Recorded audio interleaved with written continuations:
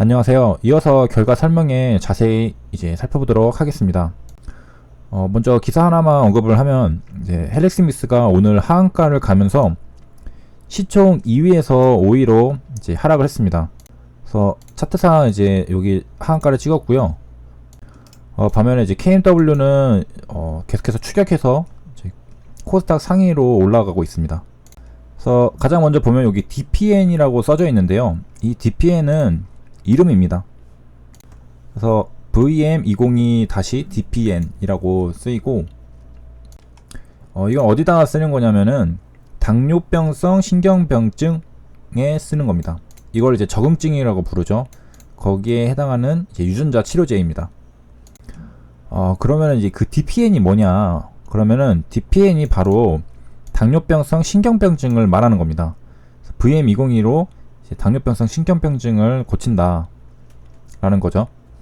영어로는 무지하게 어려운 단어이고요. 여기 첫 글자들만 떼서 DPN이라고 부릅니다. 그래서 여기 첫 번째 DPN이 당뇨병성 신경병증이라는 걸 알 수 있었고, 이거에 대한 임상 3상 경과 보고였습니다.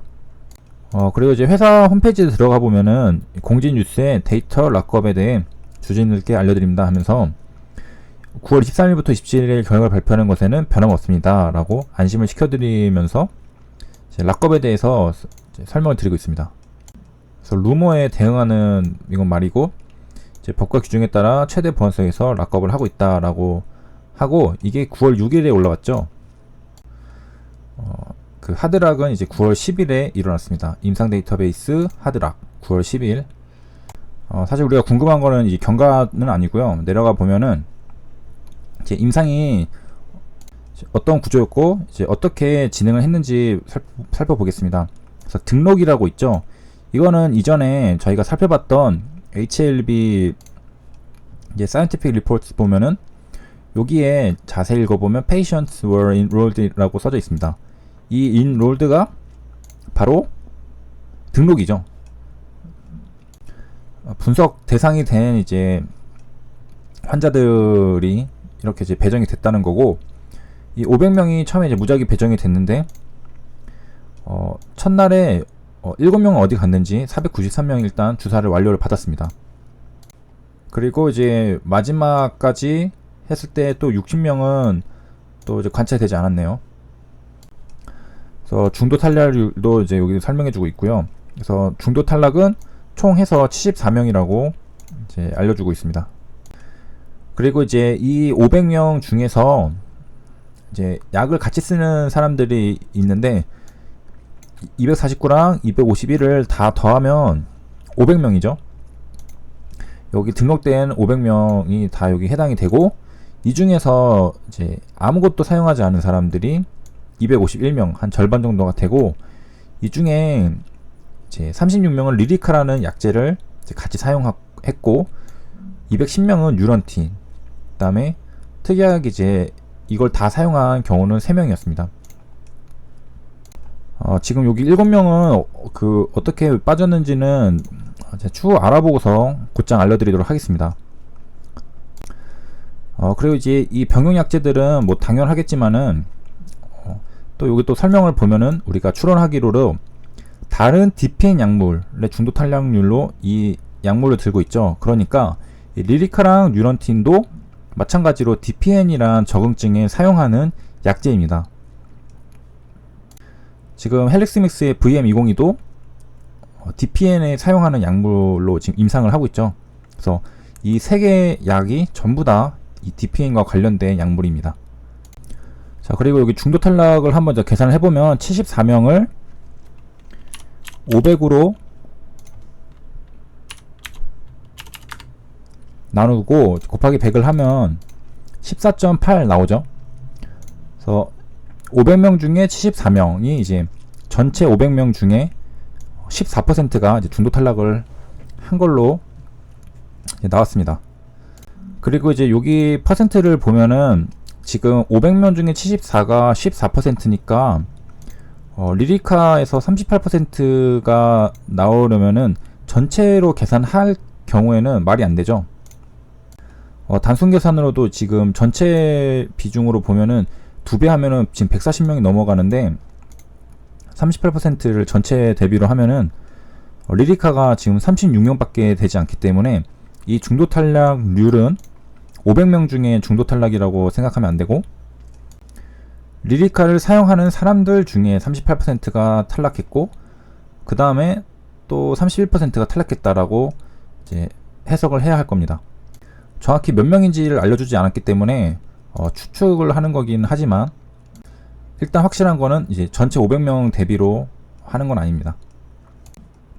그리고 전체 중도 탈락이 74명이니까 이제 이 중에서 이 74명을 조금 나눠 가졌겠죠. 그 다음에 사용하지 않은 경우도 나눠 가졌을 테고.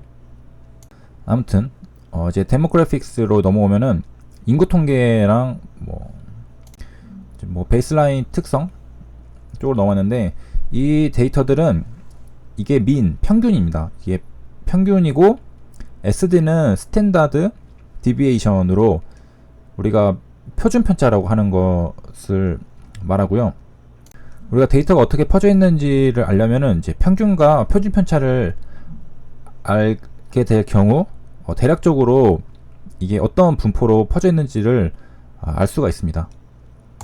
그래서 나이를 보면은 이제 플라시보 군은 62살, 그 다음에 엔젠시스는 61살, 그 다음에 이제 풀마 9로. 그래서 나이대는 둘 다 평균이 비슷합니다. 표준 편차도 비슷하고. 그리고 이제 성 나눠져 있고요.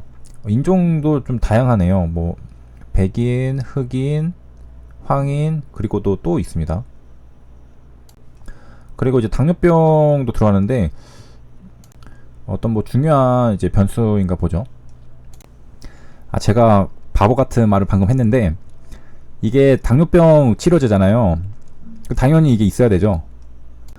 제가 요새 HLB만 계속 파다 보니까 이게 헬릭스미스인지 깜빡했습니다. 그 병명 이름이 너무 어려워가지고 그랬는데요.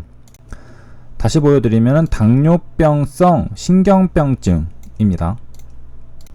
그래서 이제 회사 홈페이지에 들어가서도 알 수가 있는데요. 당뇨병의 가장 흔한 합병증이라고 합니다.